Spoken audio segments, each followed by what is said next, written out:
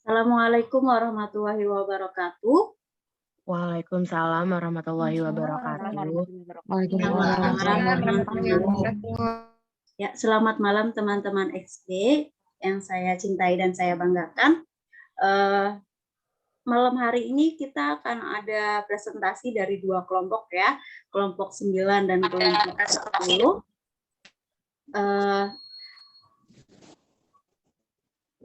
Baiklah, untuk mempersingkat waktu, kita mulai saja. Saya serahkan waktu dan tempat untuk kelompok 9.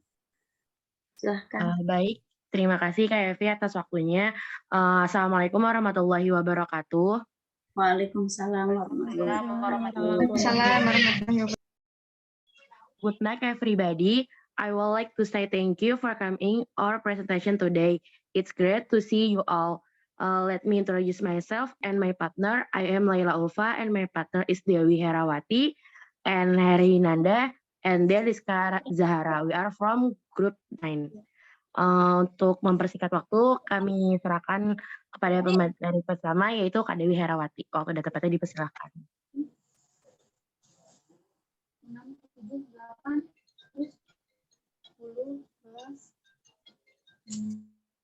Untuk yang pertama Erhinanda, Laila. Aku ya, dimulai ya. Maaf ya, yang pertama Erhinanda. Ya, baik. Teacher who accept the behavior perspective must assume the behavior of student is as and present and environment and additional intuitive step lead to the conclusion that the environment in which teacher meet student the classroom is filled with possible reconstruction contributes that can influence learning. Guru yang menerima perspektif perilaku harus menganggap perilaku siswa dikendalikan oleh lingkungan, masa lalu dan masa kini. Langkah intuitif tambahan mengarah pada kesimpulan bahwa lingkungan di mana guru bertemu siswa, kelas, dipenuhi dengan kemungkinan penguatan yang dapat mempengaruhi pembelajaran. Next, selanjutnya ada teman saya, Dewi Herawati, dipersilakan. Yang paragraf 2, the antics of classroom clown are transformed by attention from his part, so he learns to be more destructive. A withdrawn student learns that his environment doesn't serve up reinforcement for gregarious, resulting in the strengthening of silence. A productive student learns solid geometry because the teacher smiles. Give him an A, and that lend him a curse. The environment that control behavior is complex, pervasive, and to the untried A. Yang artinya, yang antik dari ruang kelas peran diperkuat karena perhatian dari teman sebayanya, sehingga ia berhasil belajar untuk mengganggu. Siswa yang terbawa untuk belajar bahwa lingkungannya tidak mendukung penguatan untuk suka berteman, mengakibatkan kesenyapan. Siswa yang produktif belajar secara kompak untuk memahami ilmu ukur, membuat gurunya tersenyum, memberinya nilai A, dan ayah meminjamkannya sebuah mobil. Lingkungan yang mengontrol perilaku secara rumit atau kompleks menyusup ke arah yang tidak berpengalaman serta tidak teratur. Untuk selanjutnya bisa dibacakan oleh Laila Ulfa. Oke, baik. Terima kasih Kak Dewi Herawati. Selanjutnya ialah paragraf 3 yang berarti recognizing these possibilities, behaviorally oriented teacher set out to structure and environment whose contingent of reinforcement strengthen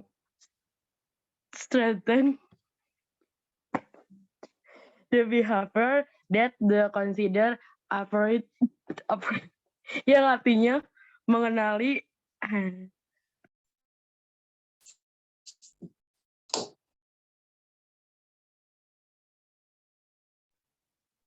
yang artinya mengenali kemungkinan-kemungkinan ini seorang guru yang berorientasi secara perilaku ditetapkan untuk menyusun lingkungan yang kemungkinan penguatan memperkuat yang menurutnya itu sesuai. Adapun paragraf selanjutnya akan dibacakan oleh Rizka Zahara.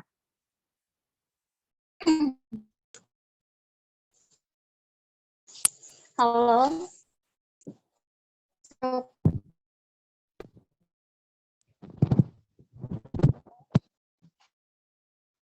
Cek sound, beneran nggak? Kedengaran Rizka? Oke, baik. Saya mau lanjut. The text becomes of classroom where the probability that student will be transferred for emitting learning behavior is maximized. Teks menjadi salah satu yang membangun ruang kelas di mana kemungkinan siswa akan diperkuat untuk mengeluarkan perilaku pembelajaran semakin maksimal. Next, Kak.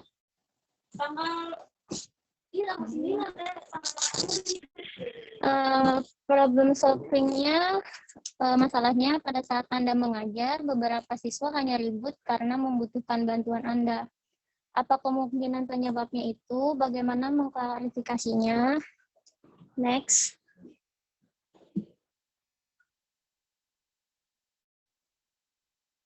Next.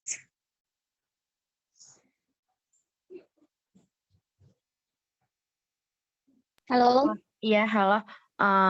Oke, baik. Selanjutnya yaitu seringkali para rekan guru dibuat pusing ketika mengajar dalam kelas, tetapi siswa malah ribut tidak karuan. Semakin kita teriak, maka semakin ramai pula siswa. Adapun intonasi guru kurang jelas atau bahkan kecil, sehingga membuat kurang fokusnya anak dan kurang tergugah untuk mendengarkan, sehingga berimpact kurang berkeinginan perhatikan apa yang sedang dijelaskan oleh guru. Nah, kemudian anak juga kurang perhatian di rumah sehingga ketika di sekolah dia bertemu dengan banyak teman, ada tempat untuk bercerita dan saling mendengarkan dirinya tanpa sadar, justru dia lebih fokus untuk mengobrol dengan temannya, bukan dengan mendengarkan gurunya sehingga tidak fokus dan membuat keributan. Kemudian saya selanjutnya, adapun bagaimana mengklarifikasinya. Nah, pada program ini diperlihatkan upaya guru untuk mengatasi anak yang ribut di kelas. Upaya tersebut diantaranya adalah dengan mencoba mengenali penyebab anak tersebut ribut di kelas, dan kemudian setelah itu mengetahui penyebabnya, maka solusi yang dilakukan oleh guru tersebut adalah menenangkan anak yang ribut dengan berbagai tepuk. Ketika anak teridentifikasi bosan dalam pembelajaran di kelas, guru dapat memindahkan pembelajaran di luar kelas atau outdoor agar kebosanan anak dapat teratasi dengan baik.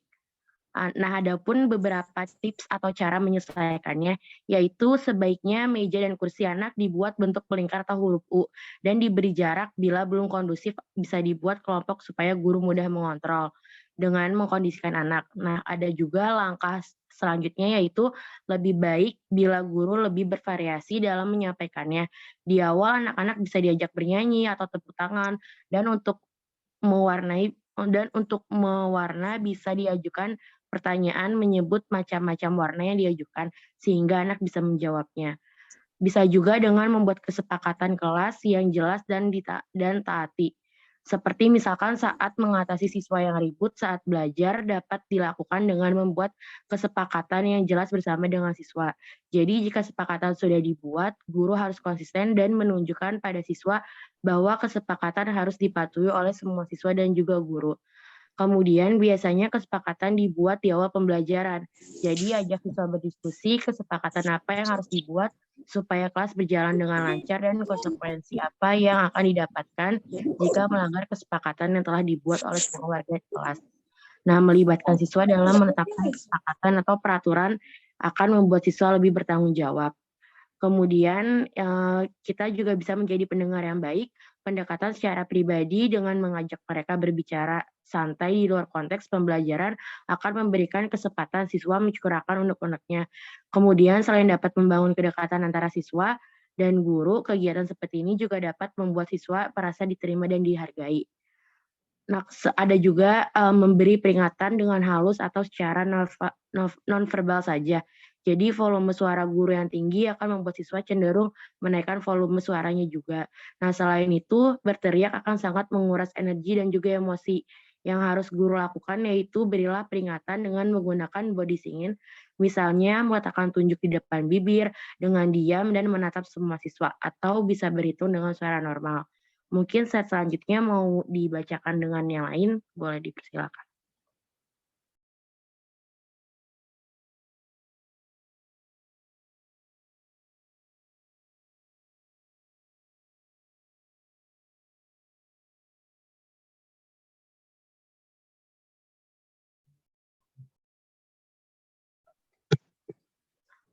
Oke, baik, dilanjutin aja untuk slide yang terakhir, yaitu layanan BK dalam menangani kasus tersebut.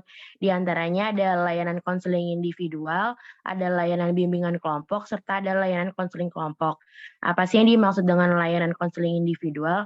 Layanan konseling individual atau layanan perorangan itu merupakan layanan konseling yang diselenggarakan oleh seorang konselor terhadap seorang klien dalam rangka pengentasan masalah pribadi klien.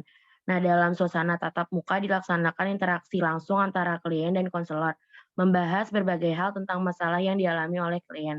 Sedangkan yang dimaksud dengan layanan bimbingan kelompok ialah layanan yang diberikan dalam suasana kelompok, sehingga dengan dilaksanakan layanan bimbingan kelompok, siswa dapat memperoleh pengalaman, pengetahuan, dan informasi yang berkaitan dengan perilaku sosial siswa di sekolah. Kemudian apa yang dimaksud dengan layanan konseling kelompok ialah layanan bimbingan dan konseling yang memungkinkan siswa memperoleh kesempatan untuk pembahasan dan pengatasan permasalahan yang dialaminya melalui dinamika kelompok. Nah, teman-teman, cukup sekian pembahasan materi mengenai kelompok 9. Mungkin jika ada salah-salah kata atau pembahasan yang kurang, mohon dimaafkan. Selanjutnya yaitu tanya jawab ya, Kak Evi. Iya, Atau mau dilanjut kelompok 10? Tanya jawab dulu. tanya jawab. Mungkin tanya jawab terlebih dahulu. Atau mungkin ada yang mau menambahkan atau ada yang mau bertanya, silakan.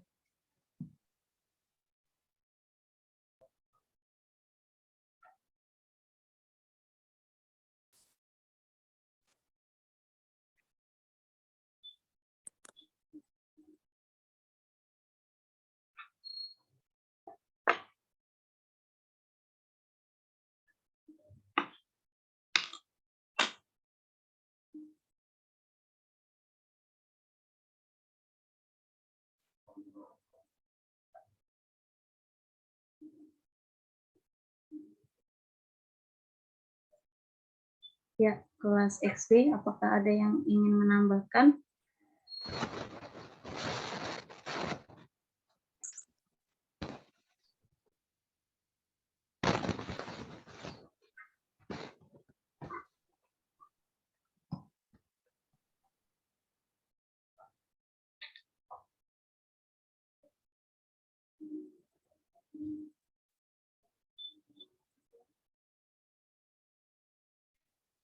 Ya, mohon maaf teman-teman, dari tadi penyampaian materinya kira-kira suaranya kedengaran jelas nggak ya? Atau putus-putus? Ya, nih soalnya suaranya putus-putus di aku. Tadi aku mau jelas ya? Ya, cukup jelas penjelasan Rizka. Kalau tidak ada yang bertanya, saya coba bertanya. Ini kan pertanyaannya tuh bagaimana siswa yang ribut tetap membutuhkan bantuan guru ya, membantu. Maksudnya kalau itu Anda yang sebagai guru nih di sini, maksudnya kalau beberapa anak atau siswa yang ribut membutuhkan bantuan, itu kayaknya tadi penjelasan mengenai bagaimana cara meredam anak ribut di kelas ya, tapi tidak kurang menjelaskan mengenai bagaimana caranya sebagai guru itu anak yang ribut, tapi ributnya bukan karena tidak mendengarkan, tapi dia membutuhkan bantuan gitu. Atau mungkin dia bertanya tentang sesuatu pelajaran yang tidak dimengertinya. Bagaimana menurut kelompok 9?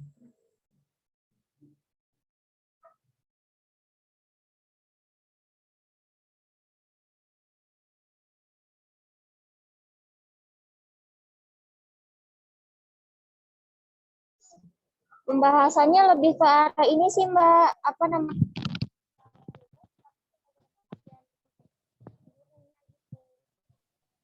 Iya, karena pembahasan sebelumnya menjelaskan mengenai bagaimana cara guru menenangkan anak ribut, tapi di sini di pertanyaannya bagaimana anak yang ribut tapi membutuhkan bantuan, begitu. Ributnya ini butuh bantuan karena membutuhkan bantuan si guru. Mungkin adakah pelajaran yang tidak dimengerti atau bagaimana? Bukan anak yang ribut karena tidak mendengarkan atau tidak, atau kenakalan ya, maksudnya dalam arti kenakalan.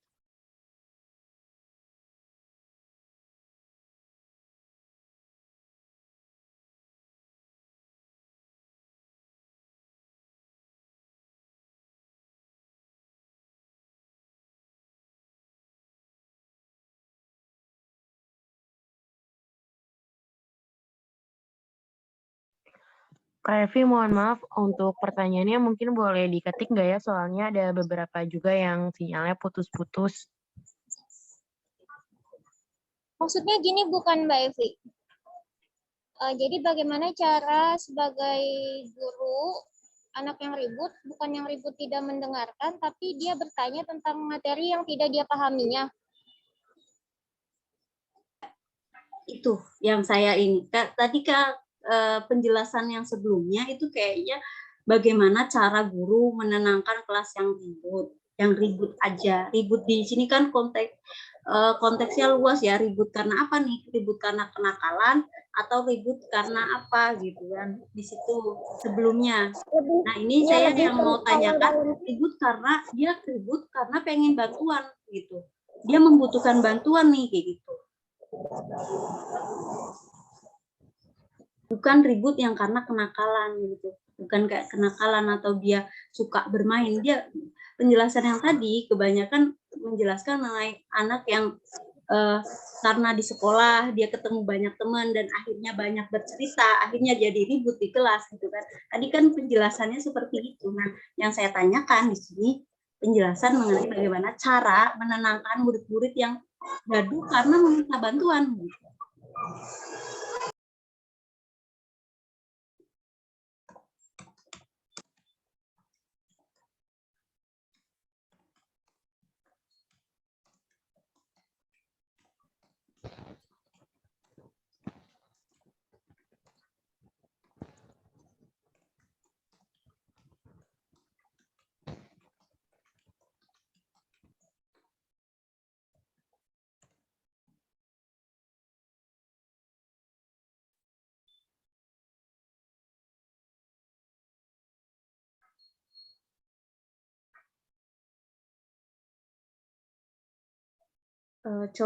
Kalau memang kelompok belum mempunyai jawaban, bisa kalau teman yang lain siapa tahu mempunyai pikiran atau jawaban dari pertanyaan saya.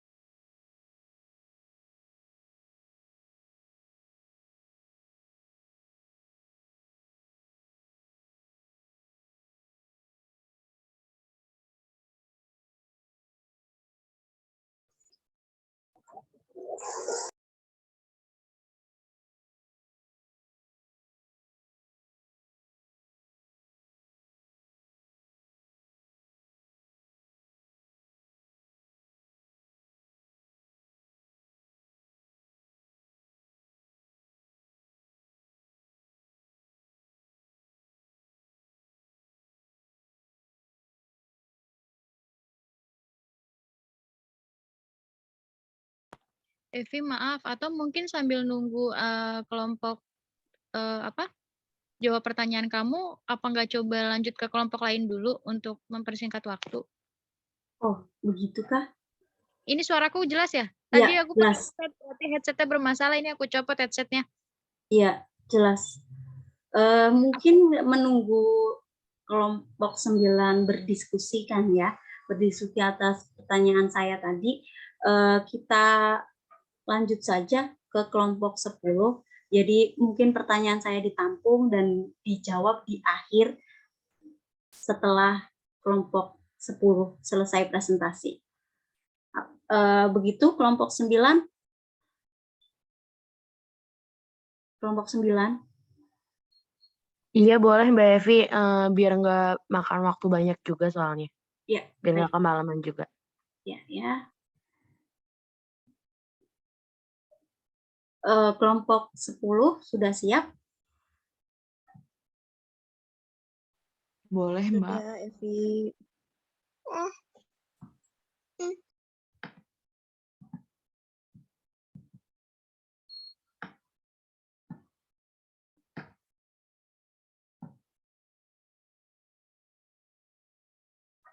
Ya, silakan untuk kelompok 10.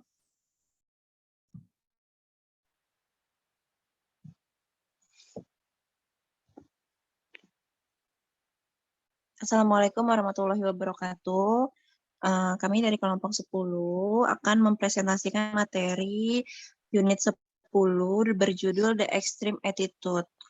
Kelompok kami beranggotakan 4 orang. Yang pertama Cindy Oktaviani, saya sendiri Cynthia Misukmana, Elita Savero, dan Iis Farisa. Baik, mari kita mulai saja presentasi kami. Selanjutnya boleh masuk langsung ke pembahasannya.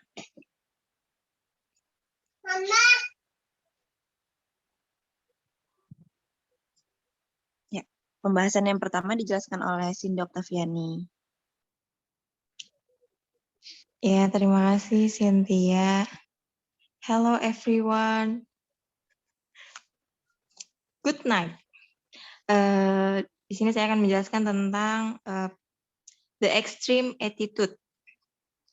Paragraf pertama, there are two kind of student marking the extreme of the range of attitudes.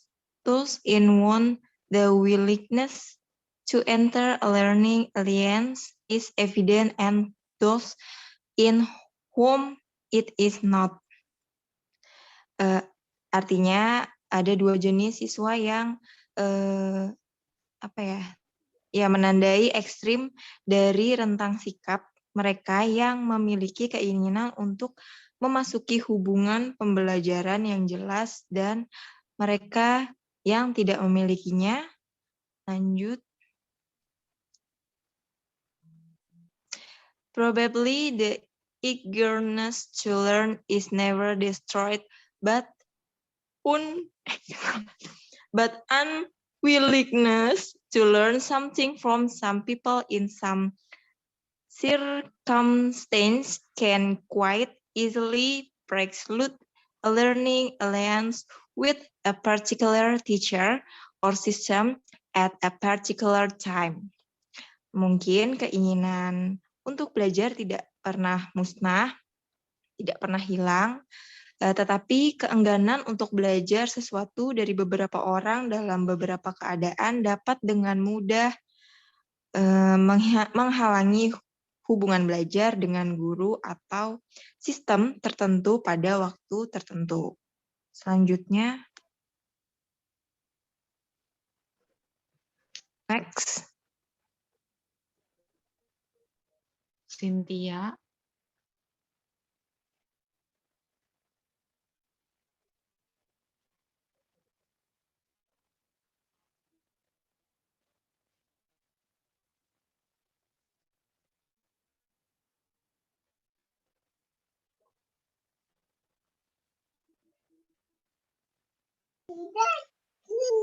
Maaf sebelumnya ke mute. Oke, jadi kami pikir murid yang benar-benar tidak bisa diajar itu jarang, tapi ada banyak hal yang bisa dilakukan seorang guru untuk menghilangkan kapasitas dan kemauan murid untuk belajar. Oke, next.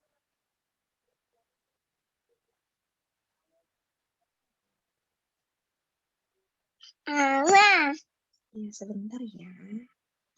Boleh di next slide-nya, Evi.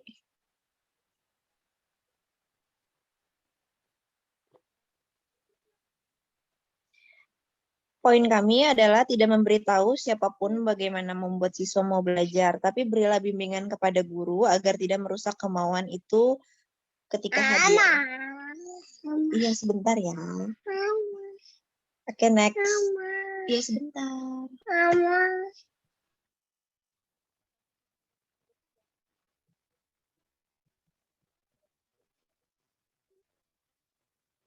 Oke, di sini saya lanjut. And before we go any future, we should make 2 point. The first, student cannot be concentrate to learn, and the second, a teacher must admit when they sit when that student is unwilling to make an alliance that is constitutes a failure of which she is a part, altered part, not that root cause or even the efficient cause, yang artinya itu dan sebelum melangkah lebih jauh kita harus mempunyai beberapa poin maksudnya. Yang pertama itu ada siswa tidak dapat dibatasi untuk belajar, dan yang kedua seorang guru harus mengakui ketika dia memutuskan siswa untuk membuat itu merupakan kegagalan di mana dia menjadi bagian walaupun mungkin bukan akar penyebab.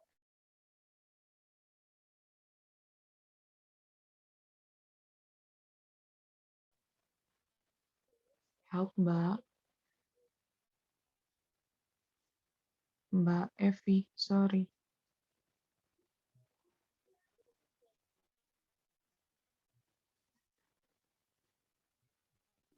Apakah sudah tertampil slide selanjutnya?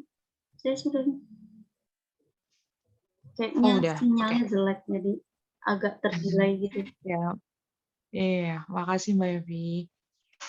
There be some student who will not learn in any school system. Our only point is that before teacher give a student up, she should check herself and her system our very truly. Yang artinya ada banyak siswa yang tidak akan belajar di sistem sekolah manapun. Satu-satunya poin kami adalah bahwa sebelum seorang guru menyerahkan siswanya, dia harus memeriksa dirinya sendiri dan sistem dengan sangat teliti. Selanjutnya akan dijelaskan oleh teman saya. Terima kasih. Baik teman-teman, di sini saya akan melanjutkan. Di sini ada problem solving-nya. Di sini dijelaskan perbedaan individu mengacu pada kemampuan mental, karakteristik fisik, latar belakang budaya, dan sebagainya. Nah, di sini juga problemnya ada kasusnya diketahui lebih dari setengah siswa di kelas kamu mendapatkan Rp30.000 untuk 1 kali demonstrasi politik. Mereka tidak mengerjakan PR dan beberapa tugas yang harus dikumpulkan pada hari itu. Next, selanjutnya Mbak Evi. Untuk selanjutnya, penyelesaiannya adalah jika kamu mendapatkan pekerjaan rumah, lakukan sesegera mungkin, jangan ditunda. Gunakan waktu belajar atau waktu tambahan lainnya di hari sekolah kamu. Semakin banyak yang kamu selesaikan di sekolah, semakin sedikit yang harus kamu lakukan di malam hari.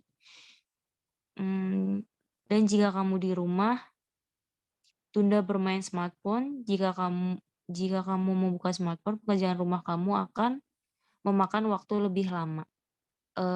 Sekian, saya kembalikan ke moderator Mbak Evi.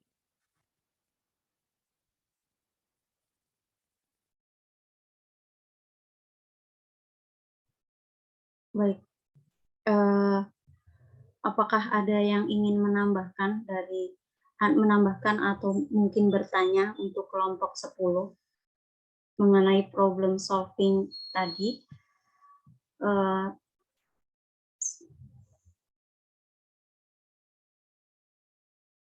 Nah, problemnya ini ada lebih dari separuh siswa di kelas yang mendapatkan uang 30.000, tapi untuk demonstrasi, padahal mereka nggak ngerjain PR nih, dan beberapa tugas yang harusnya dikumpulkan di hari itu. Apabila ada yang ingin menambahkan jawaban dari kelompok 10 maksud saya, atau ingin bertanya, silahkan, dipersilahkan.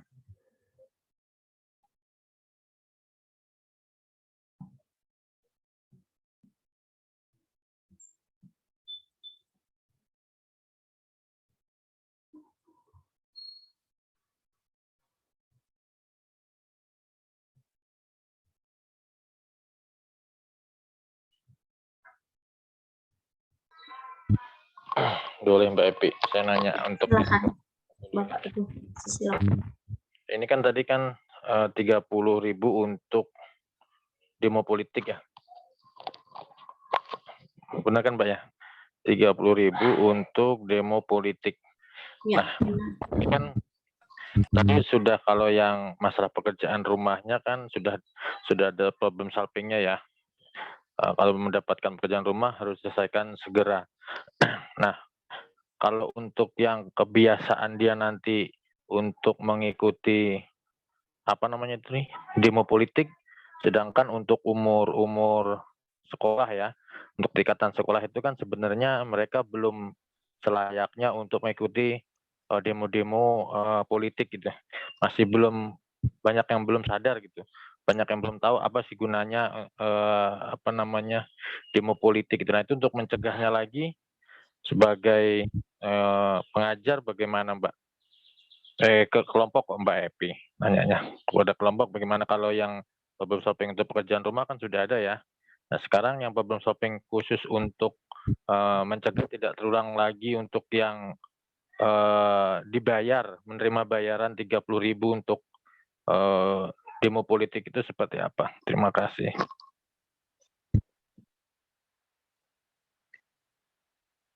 Maaf, Pak Teguh tadi bagaimana pertanyaannya? Mohon maaf ya, saya tidak bisa on cam karena lagi menyusui. Mohon maaf ya, mohon diulang.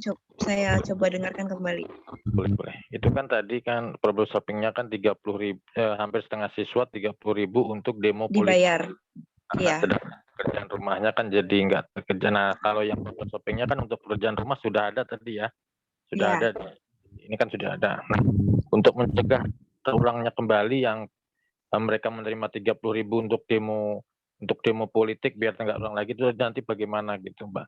Terus apa yang dikasih ke siswa itu agar mereka itu tidak mengikuti demonstrasi politik untuk selanjutnya gitu. Terima kasih. Berarti bagaimana cara mencegah agar hal seperti itu tidak terulang kembali kepada siswa ya? Ya, khusus untuk demonstrasi politik. Ya. Memang di sini kita ketahui problemnya itu setengah siswa dibayar 30.000 untuk satu kali demonstrasi politik. Berarti ada oknum yang membayar siswa. Nah, kita ketahui di sini siswa ini berumur rentang umurnya antara 14 sampai dengan 18 tahun ya. Mungkin kalau untuk yang demonstrasi politik ini pasti di rentang umur 16 sampai 18 tahun atau 19 tahun. Nah, biasanya siswa ini tidak mengetahui apa sih tujuan mereka untuk demo. Mereka hanya yang penting dapat uang nih, dapat uang jajan 30.000, lumayan lah untuk beli rokok atau beli jajan, beli es segala macam. Ini seperti itu. Nah, bagaimana sih caranya kita sebagai guru atau kita sebagai guru pembimbing atau sebagai guru BK konselor untuk agar hal ini tidak terjadi kembali atau hal-hal seperti ini tidak terjadi kepada siswa kita. Nah, kita sebagai guru di sekolah juga perlu memantau siswa-siswa kita, mengapa siswa kita sampai bisa mengikuti demonstrasi politik tersebut. Apakah demonstrasi politik itu dari oknum mana, terus siapa yang mengajak, dan apa sih penyebabnya, kenapa siswa, yang paling penting sih kenapa sih siswa dan apa penyebabnya sampai mereka meninggalkan pekerjaan rumah mereka demi uang 30.000 untuk 1 kali demo.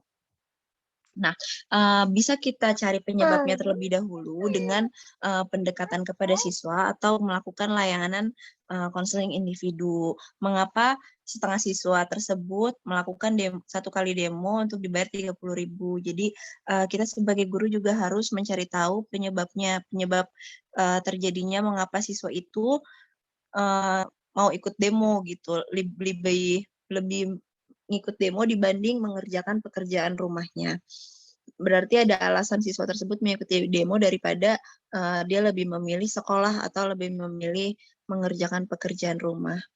Ya, sebagai guru BK kita ketahui kita memberikan layanan kepada siswa seperti konseling individu untuk menggali dan mencari tahu apa penyebabnya siswa itu dan caranya bagaimana agar tidak terulang kembali. Dan kita sebagai guru juga dan personel sekolah juga harus bekerja sama untuk menjaga siswa-siswa kita agar tidak terpengaruh oleh ajakan-ajakan luar atau orang luar yang mempengaruhi atau orang yang tidak dikenal atau oknum yang ingin mensabotase atau memanfaatkan siswa ya, karena kita ketahui juga banyak di daerah saya banyak siswa-siswa yang diajak-ajak yang seperti itu dibayar, bahkan ada yang hanya dibayar 1 bungkus nasi Padang. Itu sangat miris sekali sih. Mungkin itu saja sih tambahan yang bisa saya berikan kepada Pak Teguh. Mungkin ada teman-teman yang ingin menambahkan yang lainnya, boleh silakan. Kurang lebihnya mohon maaf ya Pak Teguh apabila jawaban saya atau tambahan dari saya kurang tepat atau tidak tepat. Baik, terima kasih Mbak Cynthia ya tadi ya. Mungkin teman-teman ada yang mau nambahin. Aku izin boleh menambahkan? Boleh Mbak. Aku takutnya suaraku nggak jelas lagi. Iya. Jelas ya. Jadi aku setuju sama yang Cynthia sampaikan tadi bahwa yang pertama tentunya konseling individu sudah dilakukan ya. Tapi yang aku ingin sampaikan adalah ini kan yang ikut demo cukup banyak ya. Bahkan tadi disampaikan lebih dari setengah. Ibaratnya kalau dari satu kelas 40 orang, setengahnya 20 atau beberapa kelas bisa sampai puluhan anak-anak. Berarti kan cukup banyak nih. Nah, menurutku yang paling efektif dengan waktu, dengan tempat, bahkan efektif untuk individu itu sendiri adalah dilakukannya bimbingan kelompok. Seperti itu. Nah, di mana dalam bimbingan kelompok ini kan membahas sesuatu yang viral, membahas sesuatu yang memang sedang terjadi untuk menggugah anak-anak mau bicara nih atau open minded dengan keadaan yang ada saat ini. Nah, dalam bimbingan kelompok itu nanti guru atau kita sebagai konselor mengarahkan juga nih kepada anak-anaknya. Menurut kalian demonstrasi itu untuk apa? Menurut kalian kalau kalian datang urgensinya apa? Nanti manfaatnya untuk kalian apa? Kalian meninggalkan sekolah hanya untuk 30.000, apakah itu lebih baik daripada sampai kalian meninggalkan atau tidak mengerjakan PR? Nanti dibuat anak-anak ini berpikir nih bahwa sebenarnya demo ini apa pentingnya untuk mereka sih? Apa sih manfaatnya untuk mereka? Padahal di usia mereka tuh justru pentingnya adalah masih sekolah, memikirkan pelajaran dan lain sebagainya. Kita membuka pikiran mereka bagaimana urgensi yang bisa dilakukan, lebih memilih yang mana. Jadi bisa menempatkan yang baik, yang mana yang harus dilakukan. Nah, kemudian yang bisa dilakukan adalah, kembali lagi, ini kan tadi Pak Teguh sampaikan pertanyaannya adalah demo. Bagaimana nanti kalau terjadi lagi? Demo itu tidak hanya akan tanggung jawab bagi pihak sekolah saja, ini juga menjadi tanggung jawab dari pihak keluarga, khususnya orang tua. Jadi kita sebagai pihak sekolah bisa kerjasama dengan orang tua untuk mengawasi. Jadi misalkan anak izin nih dari pagi ke sekolah, padahal ke tempat demo dan lain sebagainya. Jadi memang harus diawasi. Kita saling kerjasama dengan orang tua, saling koordinasi. Jadi orang tua juga memberikan wejangan, bukan hanya kita. Kita berikan informasi, pengetahuan, informasi ke orang tua bahwa anaknya juga butuh nih dibimbing. Nanti kalau misalkan ada demo dikasih arahan juga. Jadi semua aspek tuh dipegang gitu. Kalau menurutku sih 2 aspek tersebut yang bisa ditambahkan. Mungkin teman-teman bisa ditambahkan kembali. Terima kasih ya. Terima kasih ya Sania sudah menambahkan, betul yang Sania bilang. Tadi saya sudah bilang melakukan layanan konseling individu, tapi lebih tepatnya karena setengah siswa ini melakukan demo, jadi kita bisa melakukan layanan bimbingan kelompok atau konseling kelompok. Jadi lebih akurat atau kita lebih cepat mencari tahu penyebabnya tersebut dan menginformasikan kepada mereka apa sih pentingnya dan plus minusnya mereka ikut demo, padahal untuk mereka pun itu tidak penting dan bukan umurnya gitu untuk mengikuti demo. Seperti itu. Mungkin yang lain bisa menambahkan lagi. Ada yang mau ditambahkan lagi? Boleh, silakan.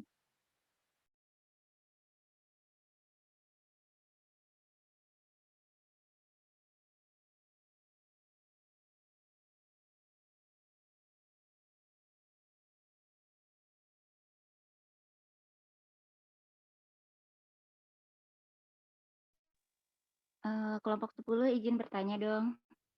Tapi maaf ya nggak bisa on cam. Di problem solving masih ya. Di situ kan ada Ya, Kak. perbedaan individu mengacu pada kemampuan mental, karakteristik fisik, latar belakang budaya, dan sebagainya. Jadi pertanyaannya, apakah guru perlu mempertimbangkan perbedaan individual di antara peserta didik? Itu aja. Terima kasih. Iya, Kak Maria. Maaf, pertanyaannya tadi apakah guru perlu mempertimbangkan latar belakang budaya dan maaf sebentar Nak. Apakah guru perlu mempertimbangkan perbedaan individual di antara peserta didik? Apakah guru perlu mempertimbangkan perbedaan individual Di pada antara peserta peserta didik? didik. Oke. Baik, Kak. Sebentar ya, Kak. Pertanyaannya kami tampung dulu ya. Oke, terima kasih. Untuk yang kelompok 9, apakah ada yang bertanya untuk kelompok 9 sebelumnya? Dan apakah mungkin kelompok 9 punya jawaban? Menunggu kelompok 10 mendiskusikan terlebih dahulu pertanyaan dari Kak Maria.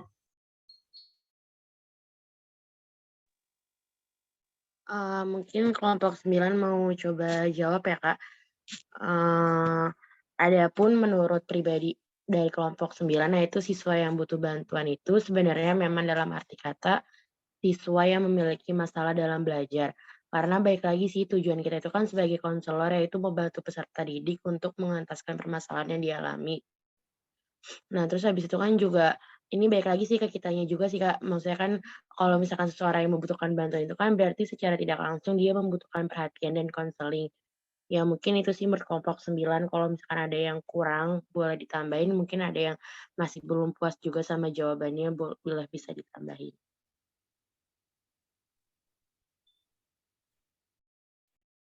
Ya, saya tidak menanyakan untuk konseling ya, tapi menanyakan pada guru, pada di kelas gitu. Concern saya ini pada saat anak bersamaan ingin bertanya, apa yang dilakukan oleh guru kelas gitu. Maksud saya seperti itu. Mungkin pertanyaan saya kurang jelas di awal, tapi pada saat anak-anak ribut di kelas, ibu guru saya bertanya dong, satunya lagi ibu guru saya bantuin saya gitu kan. Nah, tuh kelas tuh rame no, guru anak-anak pada minta bantuan padahal ibu gurunya cuma satu. Nggak mungkin ibu gurunya sana, lari ke sana, lari ke sini gitu. Nah, apa yang dilakukan pada saat itu gitu?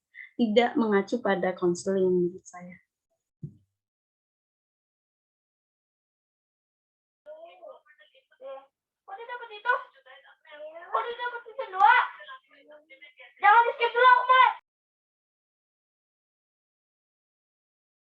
Evi, boleh coba jawab pertanyaan kamu nggak? Ya, boleh Sania. Ini apa kita belum sinkron, aku belum memahami pertanyaan Evi. Jadi mungkin Iya, tadi kelompoknya Laila itu kan menjabarkannya secara umum. Bagaimana sih iya, ketika ada keributan dan keributan yang mereka sampaikan itu adalah secara umum ya. iya, Padahal untuk yang ada di PPT yang tadi betul Evi sampaikan, pertanyaannya kenapa sih anak-anak tuh kan ribut ya? Padahal mereka membutuhkan bantuan Anda.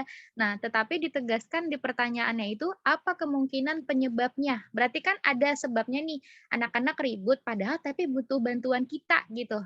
Kalau menurutku, menurut hematku nih ya, ada beberapa alasan kenapa mereka kayak gitu. Yang pertama menurutku adalah ketika pelajaran itu sulit. Jadi misalkan nih, sebenarnya matematika, misal kayak kita nih pelajaran Pak Handoko, misalkan statistik kan susah tuh. Nah, kamu ngerti nggak sih? Ini caranya gimana sih? Ini gini. Jadi tuh mereka dari awal misalkan ngeliatin Pak gurunya ngejelasin, padahal tuh dia nggak paham. Bukannya nanya dulu ke gurunya, malah justru dia masih ngobrol ke temennya. Taunya temennya juga nggak ngerti. Iya, aku juga ketinggalan nih. Aku juga nggak ngerti. Jadi yang satu malah ribut bukannya mendengarkan dulu gitu.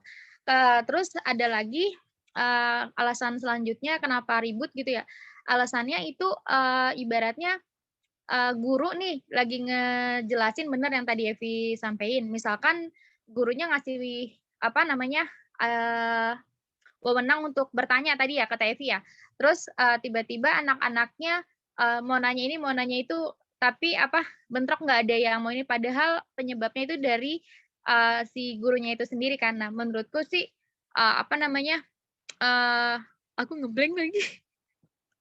Menurutku gini, mungkin kan ada beberapa alasannya, di samping tadi mungkin,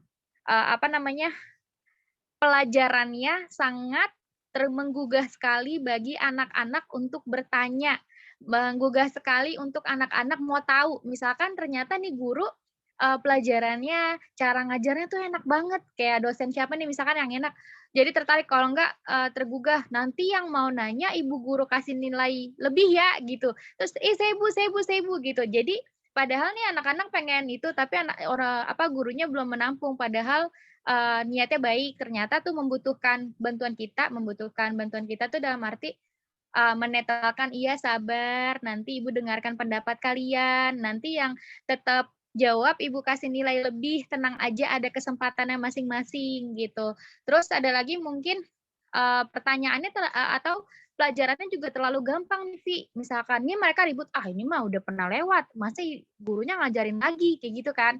Terus, "Ah, bosen gurunya ngajarnya kayak gini," gitu. Padahal, kalau kita tahu kebutuhan anak, ternyata dia butuh kita buat ngejelasin pelajarannya itu lebih baik. Nah, dari kembali ke kitanya, kita juga menggugah diri kita buat jadi guru yang lebih baik. Misalkan dari intonasinya tadi yang udah disampaikan kelompok, oh suaranya kurang kenceng, oh kurang wibawa dan lain sebagainya. Gitu sih Vi menurutku. Maaf kalau kurang tepat ya. iya, iya, aku lebih ke situ, ya lebih mengena dari penjelasan Sania, yaitu aku nggak menanyakan mengenai konseling gitu ya.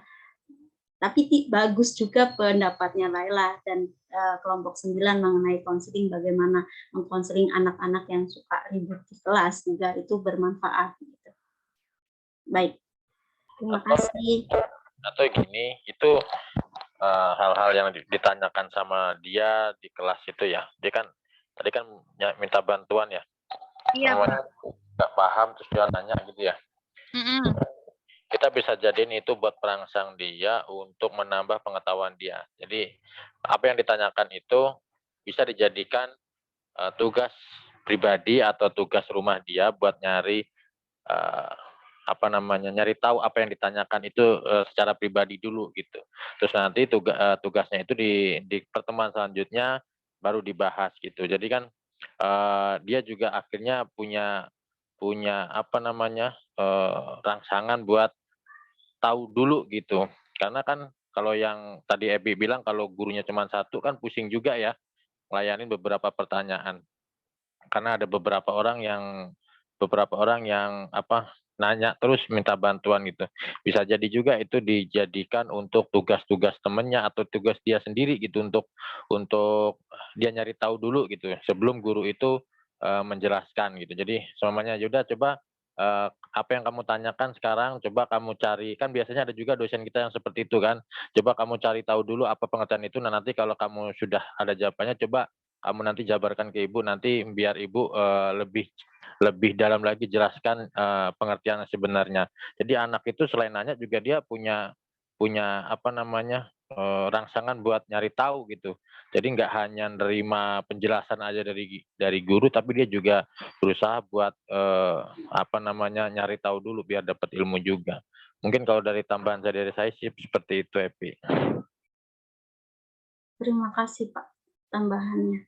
Sangat bermanfaat sekali. Jadi anak dirangsang untuk menggali informasi dengan sendirinya gitu ya, untuk belajar sendiri, lebih mandiri gitu maksudnya Bapak.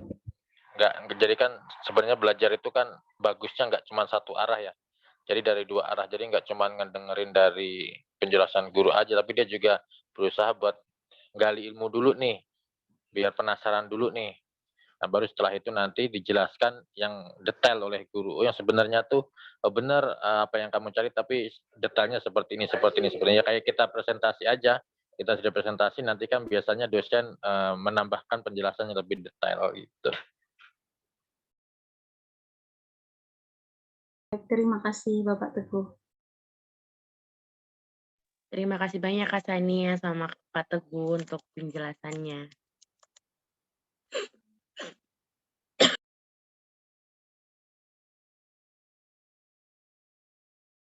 Sama-sama Le, maaf nge-lag. Laila lagi di hotel ya?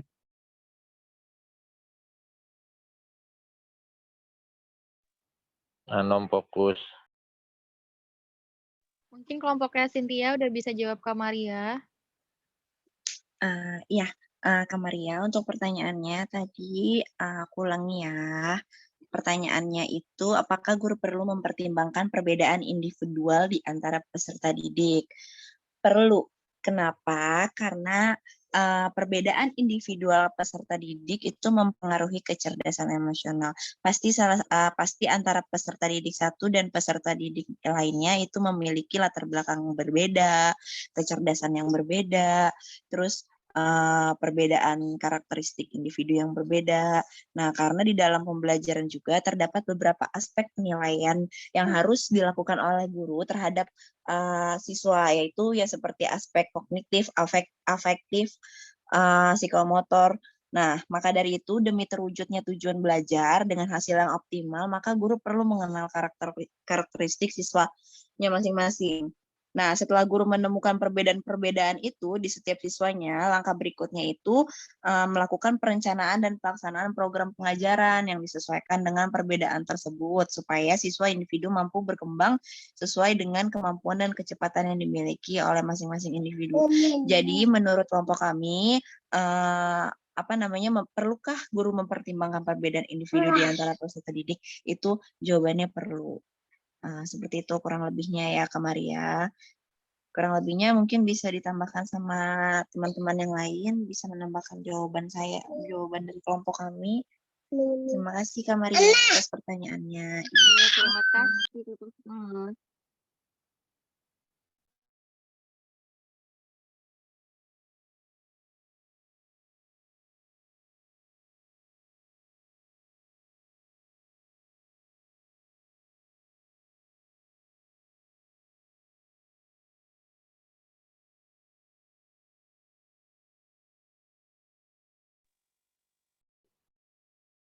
Apakah ada yang bertanya atau menambahkan untuk kelompok 9 dan ke-10?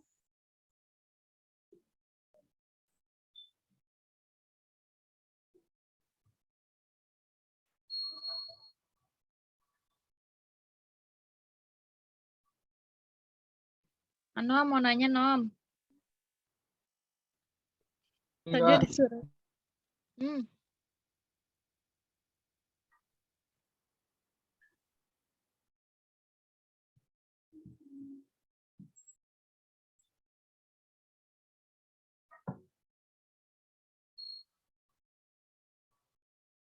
Kak Sivi, aku memecah keheningan aja nih ya. Aku cuma mau nambahin Cynthia, aku setuju banget sama dia. Kenapa? Karena itulah anak-anak tuh masuk ke sekolah dengan karakter, dengan umur, bahkan ada yang berbeda, dengan jenis kelamin yang berbeda, dengan sifat yang berbeda. Tapi itulah gunanya kita sebagai guru. Kita bukan mengajar ibaratnya, mohon maaf ya, misalkan kucing aja karakternya beda-beda. Ada yang suka loncat sono, ada yang suka malah nyakar, ada yang diem aja, ada yang ibaratnya harus dirangsang juga kalau buat main. Ibaratnya kucing aja kayak gitu. Apalagi kita nih, mengajar adalah seorang murid, seorang manusia yang mempunyai otak untuk berpikir, untuk menstimulus gitu. Ya tentunya itu yang menjadikan kita tantangan kita bahwa latar belakang atau perbedaan itu memang perlu dipertimbangkan. Bagaimana kita ngadapin anak yang cepat banget nih nangkepnya, dikasih PR kayak gini, dikasih tugas kayak gini kok udah selesai. Tapi kok ada satu anak yang ngerjain tugasnya kok lama, teman-teman yang lain udah ngumpulin kok dia belum ya, ada apa ya? Apakah dia lambat dalam mendengarkan, apakah dia lambat dalam menghitung, apakah dia lambat dalam hal apa? Kita bisa tahu ketika kita sudah tahu masalahnya, barulah kita memberikan layanan kayak gitu. Jadi tentu kita harus mempertimbangkan hal-hal kayak gitu. Latar belakang lainnya misalkan ada yang memang dari kecil udah ada orang tuanya yang udah terbiasa ngajarin dia belajar nggak sendiri ditemenin. Ada anak yang memang maaf orang tuanya sibuk nggak ditemenin buat belajar aja nggak bisa. Jadi pas di sekolah dia sulit untuk mencerna dan lain sebagainya. Nah, hal-hal kayak gitu yang memang membuat kita harus mempertimbangkan itu semua. Ada yang anak juga harus lari-lari, anak hiperaktif yang pinter itu tuh yang kemarin dibahas di pertemuan sebelumnya. Ini anak pinter banget, tapi kok lari sana lari sini. Karena dia ngerasa itu pertanyaan terlalu gampang buat dia. Nah, kita harus mempertimbangkan perbedaan itu. Dia nggak sama murid yang memang biasa aja atau pinter tapi diem aja. Kita harus punya cara nih biar dia mengolah kepintarannya itu tapi nanti terrealisasinya dengan baik gitu. Jadi memang perlu dipertimbangkan gitu. Aku setuju sih sama pendapatnya Cynthia. Ya, benar. Mempertimbangkan itu perlu untuk mengetahui karakter-karakter siswa yang kita didik. Tapi yang jelas yang perlu kita ingat, kita harus memberikan hak yang sama kepada seluruh peserta didik dengan karakter individu yang berbeda-beda, tapi mereka mempunyai hak yang sama. Intinya itu. Jadi kita mempertimbangkan perbedaan individu itu hanya untuk mengetahui karakter siswa agar kita enggak.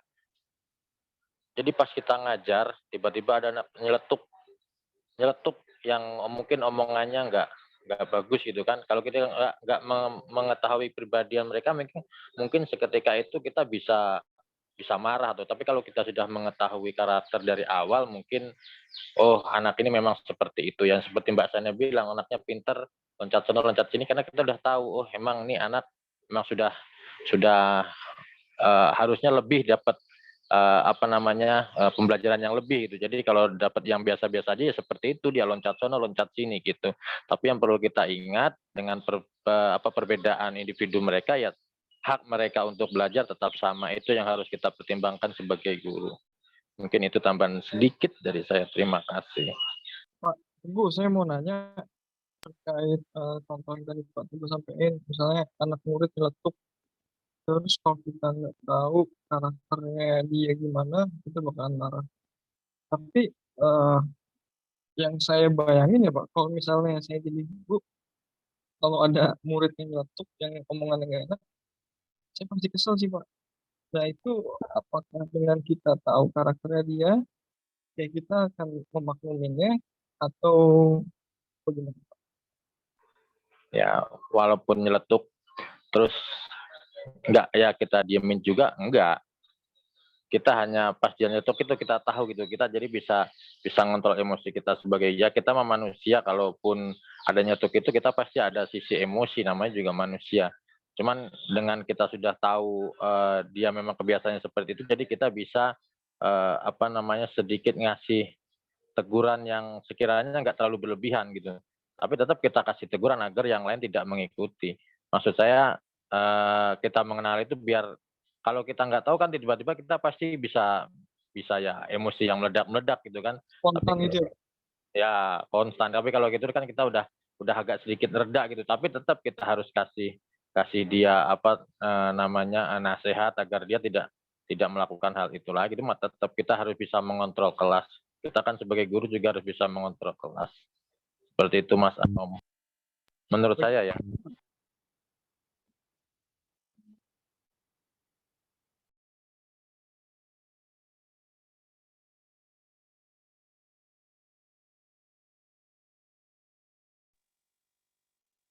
Apakah ada yang ingin menambahkan lagi?